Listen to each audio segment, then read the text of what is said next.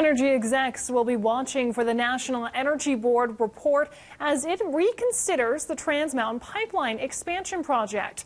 The NEB was given 155 days to come up with conclusive recommendations on environmental protections in order for it to move forward.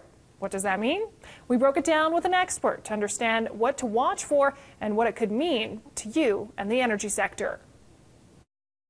For people watching tomorrow and the report, what are some key things that they need to watch over? So the question of significant adverse environmental effects is a big one. The conditions that the National Energy Board recommends for mitigation, they already actually had draft conditions out in early January, but this is going to be the final set of recommendations. How they treat tanker traffic, I think, is also going to be worthwhile to pay attention to in the report that's issued. This is going to be a determination following from instructions from the Federal Court of Appeal about whether the effects of the marine traffic it's going to be caused by the pipeline's volumes is a significant adverse environmental effect, and what conditions the National Energy Board would recommend in order to mitigate any of those effects. So what's the importance of it in the oil and gas industry? Yeah,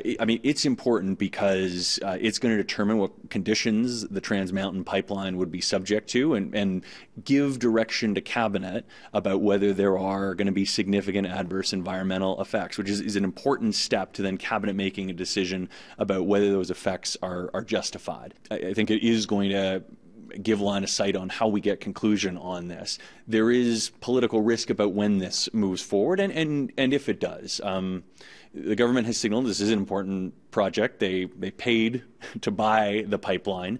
What we know from the Parliamentary Budget Office, it may have been an amount at the top end. The longer that delay happens, the less that sum of money they paid is worth, or rather less the investment they made matches what they paid for it, because as you push out the timeline, that reduces the net present value of your investment.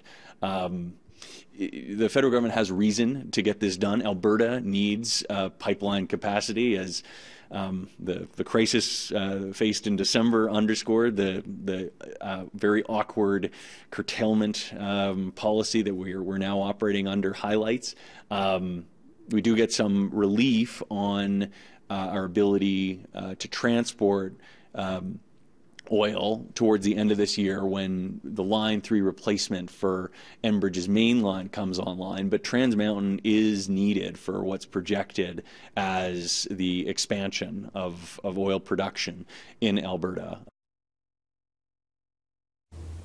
Bishop says where they also failed the first time was adequate public consultations with Indigenous communities that will be impacted.